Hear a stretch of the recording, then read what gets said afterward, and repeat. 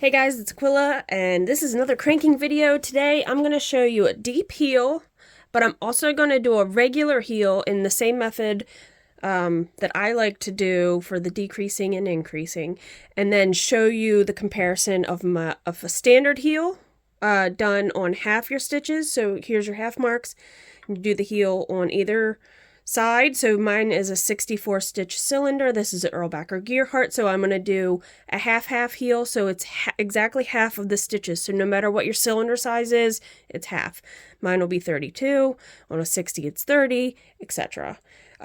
If you're going to do a deep heel, the deep heel means you're just going to increase and decrease further back. So instead of half and half, I'm going to do 4 more on each side. So it's going to be 32 plus 8. So 40 out of the 64 stitches are going to be part of the heel.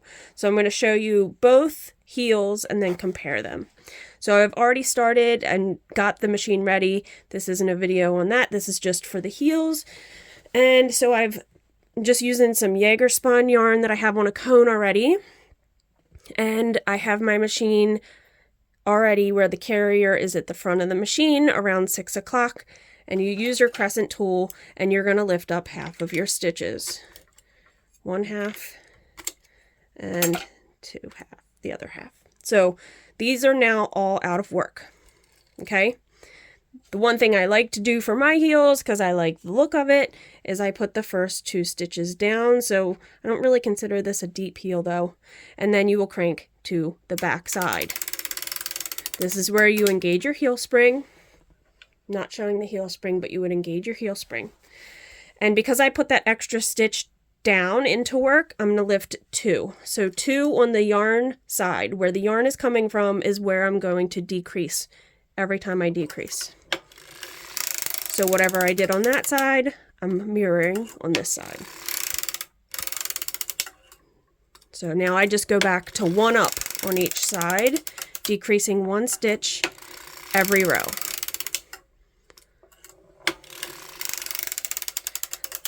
See how your stitches are riding up? That's an indication that you need to put your heel forks on. I can do about 1 more row using some hand tensioning. I know people that don't use heel forks at all, so you can do that if you choose. 1 up. I always put my weights or rearrange my weights before I move my needle, so I remember what I've done.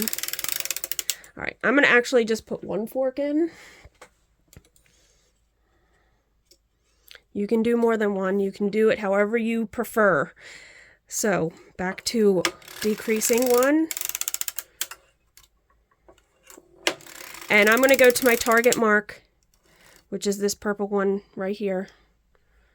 And then I'll increase, and I'll show you how I increase.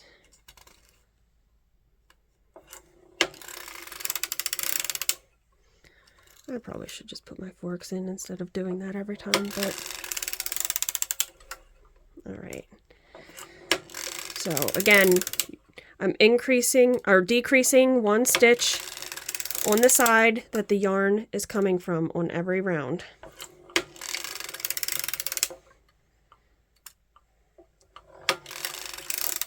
Is my camera, sorry, is it focusing on my hand every time I do that? There's always some sort of technical difficulties. All right, so I've hit my target mark, and this is where I change to start increasing. So I'm still going to decrease on this side.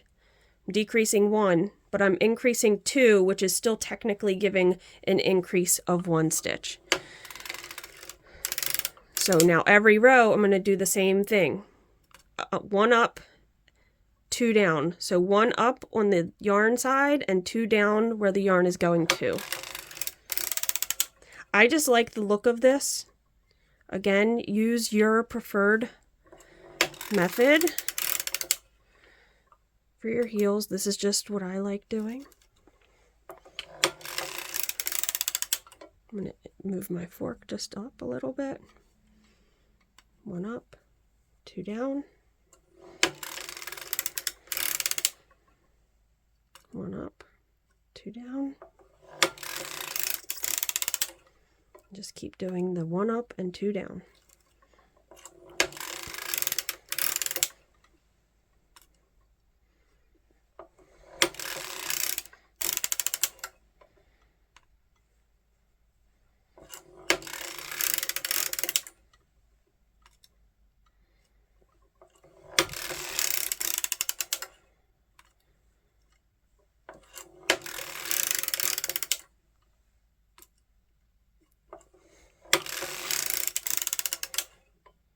One up, 2 down.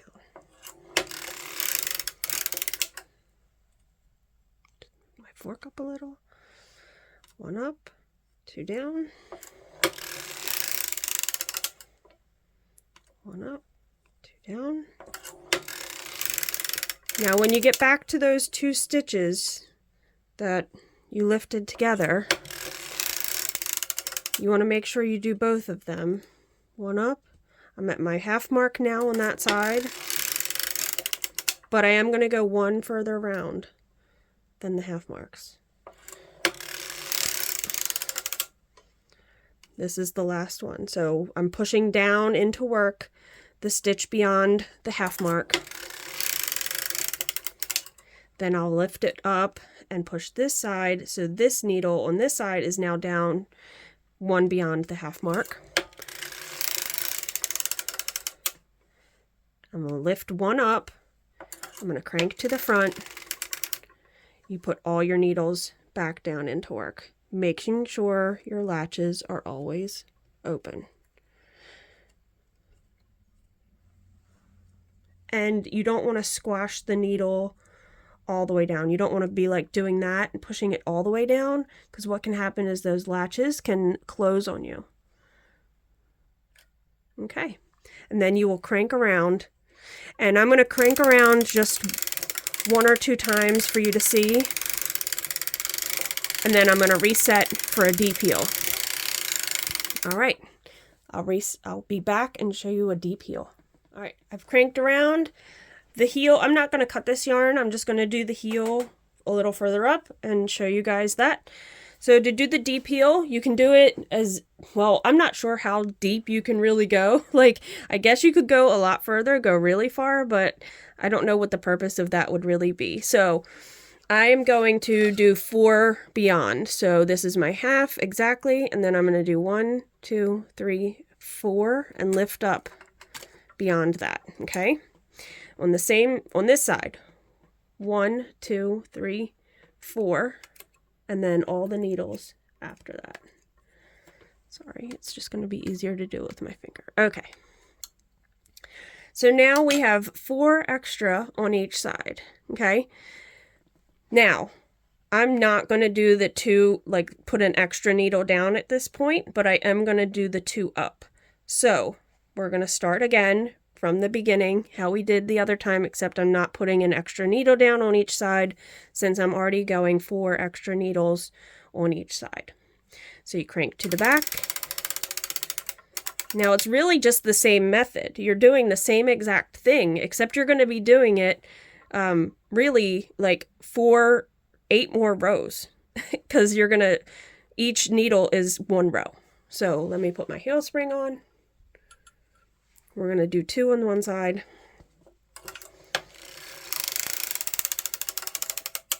2 on the other. And then I'm going to go back to doing only 1 decrease on each side. I might put my weights in after this crank. I'm going to. Only because I did that. I should have put more space between the 2 heels that I'm demonstrating, but I didn't. So we're just going to roll with it.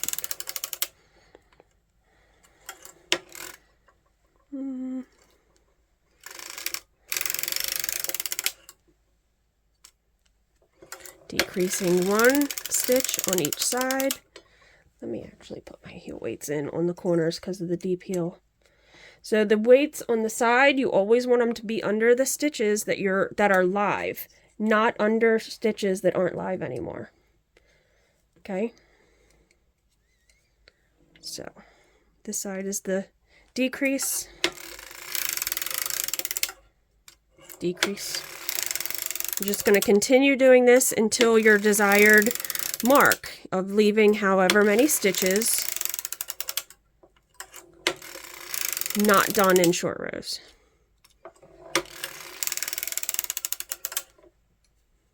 Move that a little.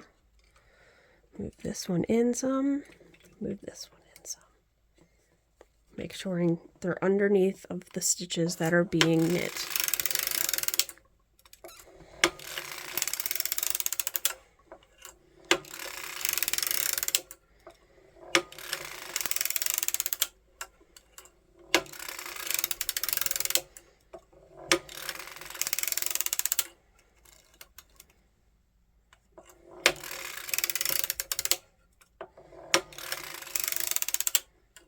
Adjust my weights again.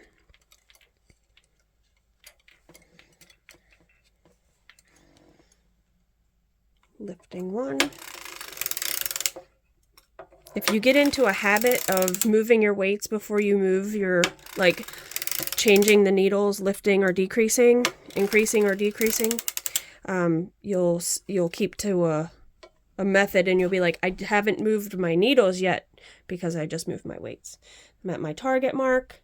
I'm going to lift one, down two.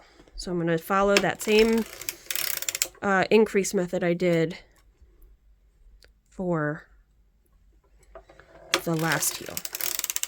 I am going to do a video on different heels, different ways to do heels eventually, but this is not going to be that video. Lift one, down two. Let me adjust my weights again, only because they're not quite where they should be. All right, yarns on this side, lift one, down two.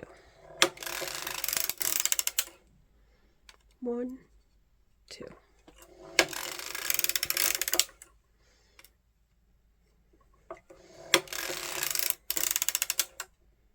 One, two.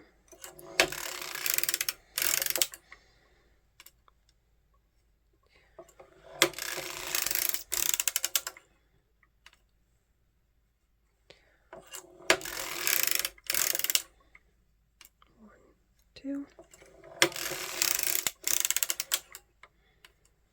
This method I saw on a video at some point, and I'm pretty sure it's also in the Erlbacher manual. So it's nothing that's like a secret. Now remember, we have to go all the way back where that deep heel started. So we're going to keep going because we're going past our half marks. One, two. Let me just readjust now since we have a lot of fabric in there.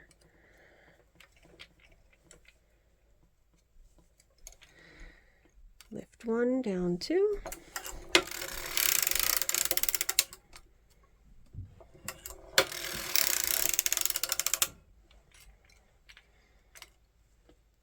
Down two.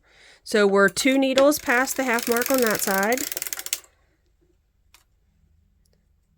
Now we're 2 needles past it on this side. This is 3. Lift, down.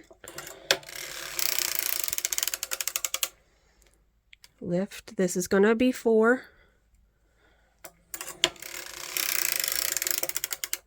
I'm still going to continue to do what I did because I want to do 4 on this side. 1, 2, 3, and 4. I'm going to lift one on this side and I'm going to crank to the front. And then putting all my needles back into work.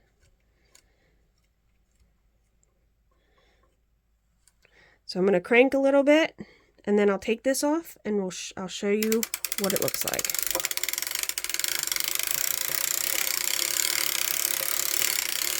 All right, I'll be back to show you. Okay, so here is the regular heel. I should have made them separate pieces. I apologize. Here's the regular heel. both sides. Now it's all going to depend on your yarn and stuff too, how this looks and your tension. And then here is the deep heel. So you can see there's a lot less stitches here because we decreased a lot further. It's very hard to tell. I wish I would have done it on separate pieces. I was not thinking correctly. Regular heel, deep heel on the left. I hope that gives you guys a visual of what it looks like. So, yeah. Regular heel and a deep heel. I think it's pretty interesting to see the two compared, and I wish I would have just done it on two separate pieces instead of only leaving a little bit of room in between. If you guys need more visual, let me know. I can do it again. I just wanted to get this video put out there for you because somebody had asked about a deep heel, and I always like to show what people ask for. I think it's fun to do that. So yeah, I just think this heel looks nice.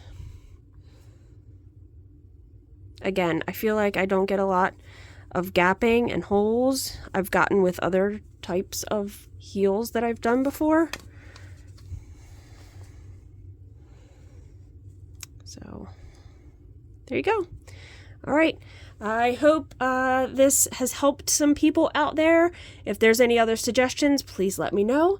And until the next video, happy cranking, y'all. Bye. Okay, I know I said happy cranking already, but I pinned it out and I think it's a pretty good visual to show you guys. So I wanted to put this on and tag this at the end of the video. This is the regular heel. This is the deep heel on the right. So regular on the left, 32 of the 64 stitches, 40 of the 64 stitches on the deep heel. This being close to center mark of the tube. You can see how much deeper it goes. And that's a regular. Or that's not a regular. Shouldn't say regular. That is a half-half. So it's half of the stitches of the tube is the heel. All right. Now definitely happy cranking. This is over. Bye.